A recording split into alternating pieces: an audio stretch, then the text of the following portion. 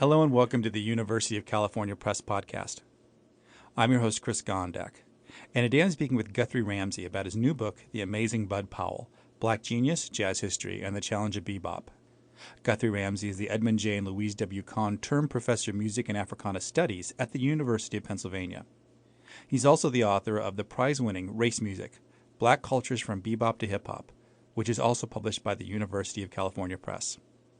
Guthrie Ramsey, thanks for being on the University of California Press podcast today. Thank you for having me. It's a pleasure. I'd like to start with a question of literary taxonomy. You know, The Amazing Bud Powell is part biography, part historiography, part musical criticism.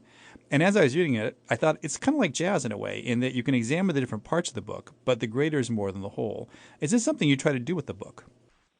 I really do agree with that. And in fact, I appreciate the jazz metaphor. It's something that I had not thought about, believe it or not. So we might think about this three-pronged effect, part biography, part historiography, part music criticism, as perhaps being a rhythm section, right, where they are standing alone and they all can stand alone. But when you put them in conversation with one another, you get something, quite dynamic and fully faceted, let's say. Part of the reason that I did it that way is partly a function of who I am and my training. I've always been fascinated with historiography as a scholar. I believe and was trained to understand that in order to begin a topic, you have to amass your sources. You have to read what's out there. And for me, historiography is about the histories of history. And I believe that the things that we experience in the present are always informed by what has happened before. And so I myself, as a writer, I like to think about myself as being in dialogue with what's been written about a particular topic. And I think that when I dig into the sources and try to find out what larger ideologies or larger message is in these histories, that it helps my reader understand, say, some of the positions that I take in the book. Now, of course, it's part biography. It's about a musician, a dynamic jazz musician who has not been treated very much in a scholarly way, and the details of his life are quite fascinating. But I did want to write a straight biography because, number one, I think that takes a level of commitment to a particular topic to give shape to someone's entire life. I've always been interested in Bud Powell primarily as a musician, and I wanted to give enough biographical detail for people to understand why I think his music is so powerful and to get to know somewhat of, who he was behind the music. But I did not set out to write an entire biography of his life. That's left to someone else to do. And then so far as the music criticism, I am a musician first and foremost. I'm a pianist. And I wanted to show my readers, or rather share with my readers, what I hear in his music and why I find it so compelling. And while I understand that many of my readers are not trained musicians, I try to keep the technical language to a minimum, although I did not shy away from it because many of the people who want to know more about Bud Powell's music are musically literate. And so I try to capture as much of that audience as possible because, after all, we are primarily, interested in Bud Powell as a figure because of his music. I don't have a very strong background in jazz, but I had heard of Powell's contemporaries, Dizzy Gillespie, Charlie Parker, Max Roach, some of the seminal names in jazz. For those of us like me who had never heard of Bud Powell before, why is he considered a legend in jazz circles?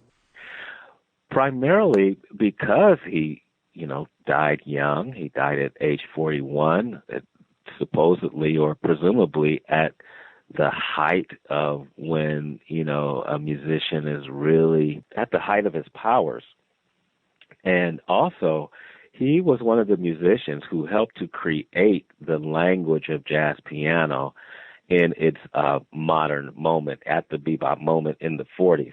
You have a musician who was there, who rose through the ranks as a teenage titan, as someone who burst on the scene and took the jazz world by storm, and who by age 21 had firmly established himself as a giant in the industry. Well, one of the reasons that we don't know about all of this is because when you are accompanying people at the piano, the people are going to pay more attention to the frontline soloists, to the Charlie Parkers and the Dizzy Gillespies. But Dizzy Gillespie himself was quoted as saying that, Bud Powell, he was too much of a rebel for that. He had so many musical ideas that he wanted to express.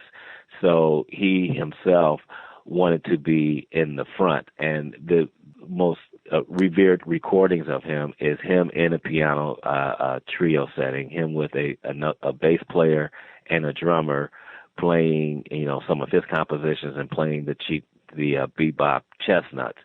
So it's partly a function of being on the piano. It's partly a function of people are generally more, apt to pay attention to who are the horn players in front of the ensemble.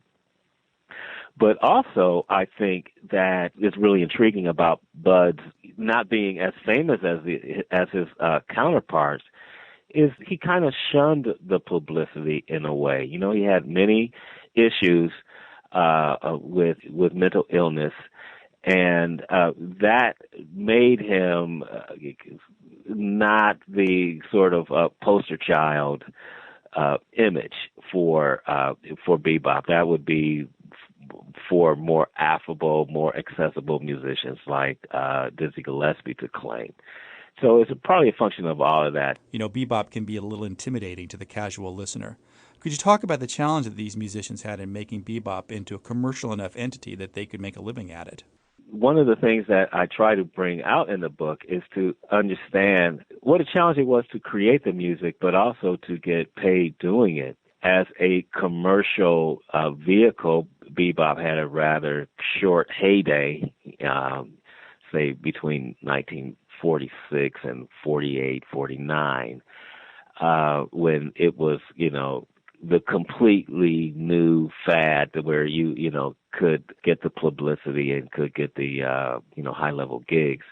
But other than that, it was pretty much an art that people created, that these jazz musicians created because their artistic impulses wanted them or caused them to experiment.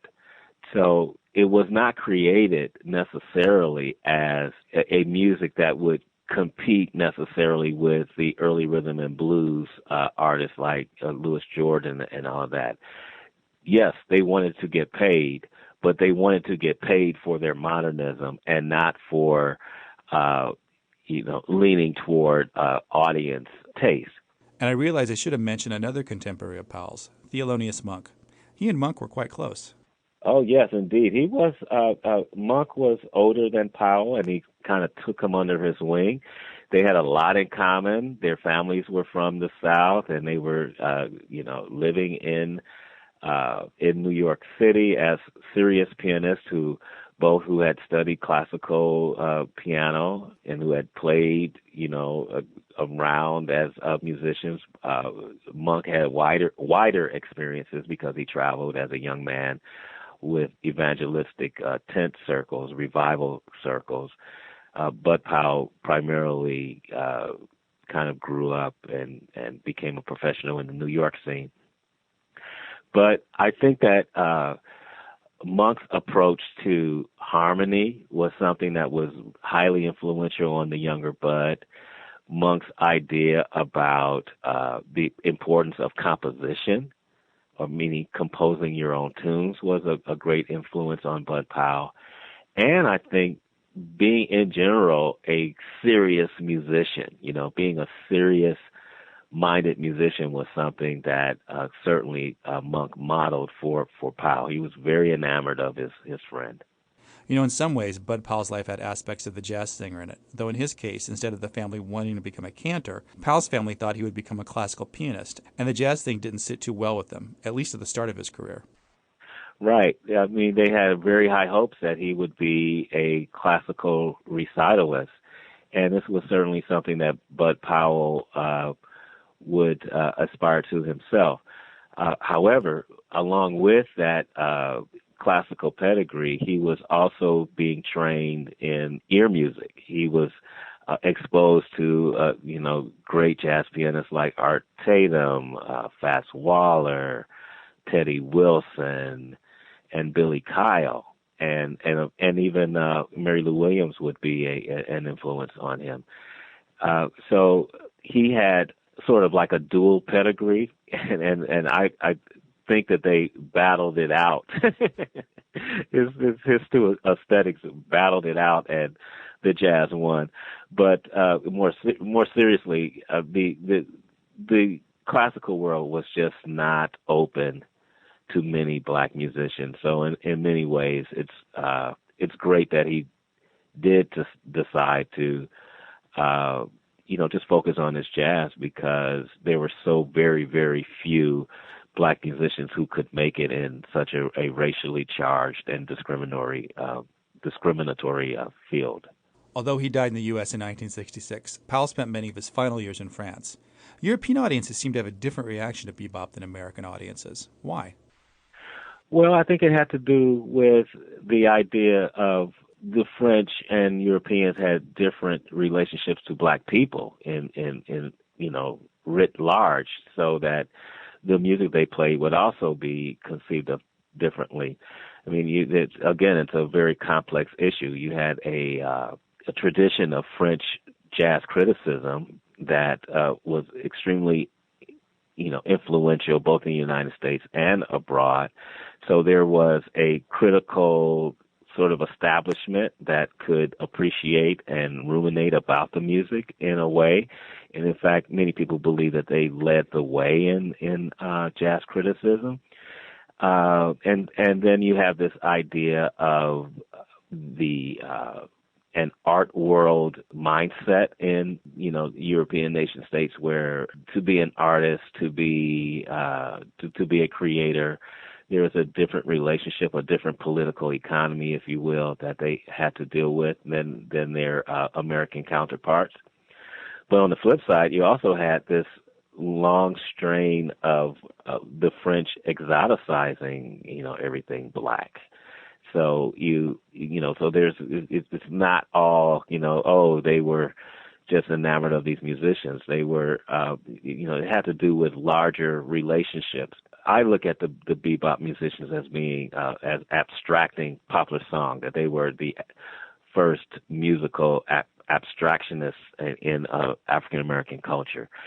There were, black abstraction painters living on the left bank during Bud Powell's time, but they were not received as well. It was looked at as mundane. It's just regular American modernism. It's just what the white painters are doing. But they saw the bebop abstractions, musical abstractions, as being something quite different, and they responded to it differently. It's sort of not logical in a way, but that's just how it was. Well, in your opinion, is bebop one of the primary African American expressions of modernism in mid-20th century America? I absolutely believe so. I believe that what they did with popular songs trained the world to not only hear music differently, but also taught us that the relationship between high art and low art does not always have to be this trickle-down effect. I believe that bebop musicians represented the quote-unquote lowbrow music becoming supreme. And I just think it's been on top ever since. So is there any one thing we should look for on the internet to get a sense of what Bud Powell was like? If I had to say, go to this particular site, I would YouTube up a film called Stop for Bud. It is the most unique and just compelling portrait of him. It was done in around 1963, I think I remember, and it just pictures him walking through a European city, and a camera's, trained on him, and his music is in the background, and you do get to see, in the context of this film, Dexter Gordon narrating the film, and you get to see some live footage of Bud Powell's beautiful hands on the piano, the liquid movements of his hand, and the astounding bebop lines that he's playing. It gives you a really firm idea of Powell at his best, I believe. Guthrie Ramsey, the author of The Amazing Bud Powell, Black Genius, Jazz History, and the Challenge of Bebop. Thanks for being on the University of California Press podcast today. My pleasure. Thank you. For more information about this and other titles, please visit our website at www.ucpress.edu. Don't forget, the University of California Press is on Facebook, www.facebook.com/UCPress, and you can also follow us on Twitter, where we are at UCPress. Thanks for listening to this episode of the University of California Press podcast. Copyright 2013, the University of California Press. All rights reserved.